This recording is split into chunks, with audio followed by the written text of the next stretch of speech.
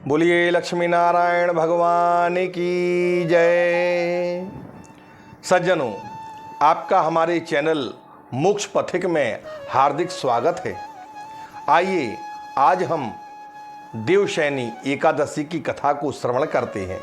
इसके पूर्व अगर आप हमारे चैनल पर नए हैं तो कृपया वीडियो को लाइक करें, चैनल को सब्सक्राइब करें और बेल आइकन दबाना ना भूलें ताकि हमारे आने वाले सभी सत्र आपको समय से मिल सकें।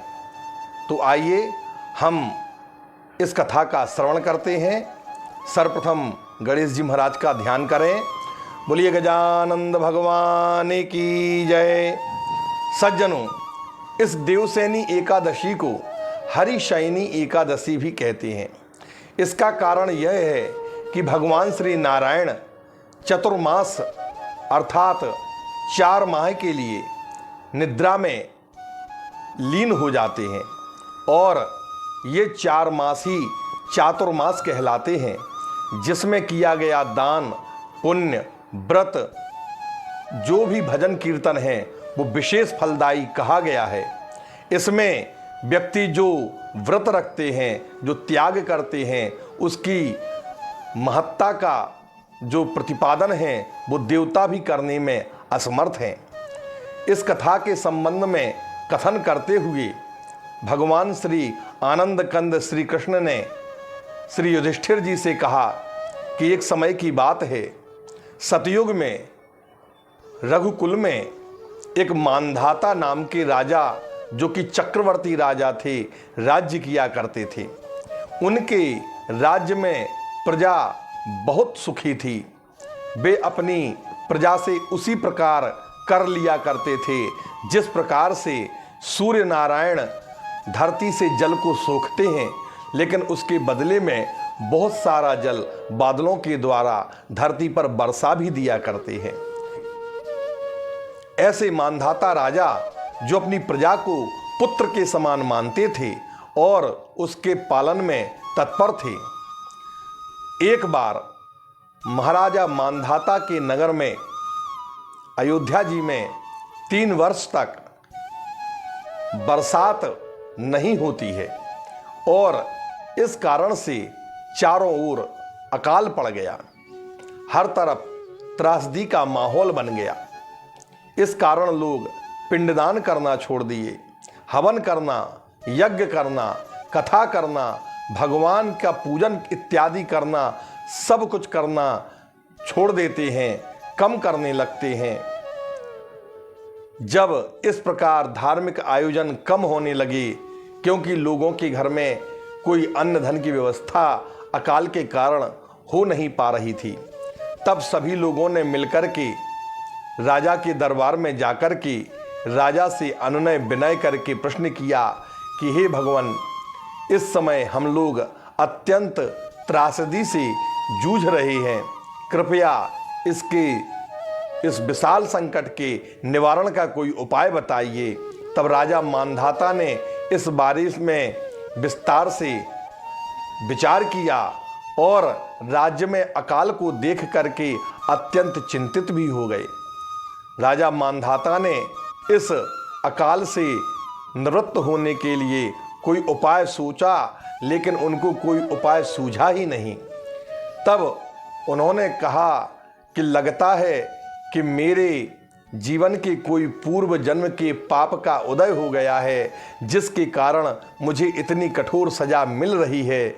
इस समस्या से निजात पाने के लिए राजा अपनी सेना को लेकर के जंगल की ओर जाता है और जब वह जंगल में गया तब उसे ब्रह्मा जी के पुत्र ऋषि अंगिरा, जो कि स्वयं दूसरे ब्रह्मा के समान सुशोभित हो रहे थे, उनके आश्रम में जाकर के पहुंच जाते हैं।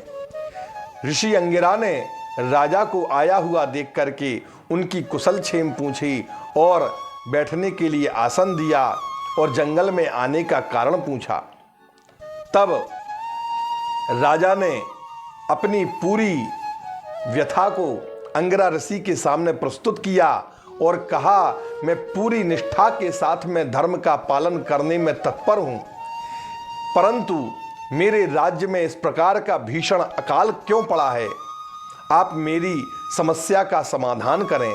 तब मांधाता की बात को सुनकर के महर्षि अंगिरा ने कहा कि राजन, आपके राज्य में कुछ ऐसे लोग हैं जो कि ना करने योग्य कर्मों को करने लगे हैं और करने योग्य कर्मों का उन्होंने त्याग कर दिया है।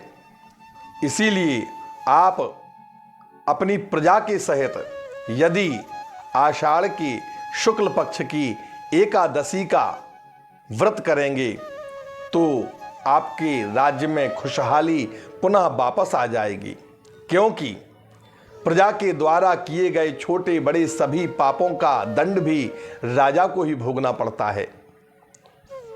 तब राजा ने अंगिरा ऋषि की इस प्रकार की बात को सुना और आषाढ़ मास के शुक्ल पक्ष की एकादशी के व्रत को पूरी प्रजा के साथ में बच्चों से लेकर के बूढ़ों तक सबके साथ मिलकर के पूरी भक्ति भाव निष्ठा के साथ में राजा ने किया। इसके बाद जब राजा ने इस व्रत को करना प्रारंभ किया, तभी राजा के उस राज्य में बादलों ने अपना डेरा डाला और बहुत जोर से राजा के राज्य में बारिश हुई और इतनी मूसलाधार बारिश होती है कि राजा के राज्य में 3 साल का जितना अकाल था वो समाप्त हो जाता है। राजा की समस्या का हल हो जाता है, राजा के दुखों का अंत हो जाता है। यह देवशयनी एकादशी का इस प्रकार का प्रभाव है। इस एकादशी का व्रत करने से भक्तों के सभी दुखों का अंत हो जाता है। इसके साथ ही उनकी सभी मनोकामनाएं पूर्ण हो जाती हैं। हरिशयनी एकादशी में भगवान नारायण जब योग निद्रा में होते हैं तब उनका पूजन, उनका मनन, उनका ध्यान, उनका वंदन, ये सभी कल्याण का देने वाला होता है। चातुर्मास में हमें किसी न किसी व्रत को धारण करना चाहिए।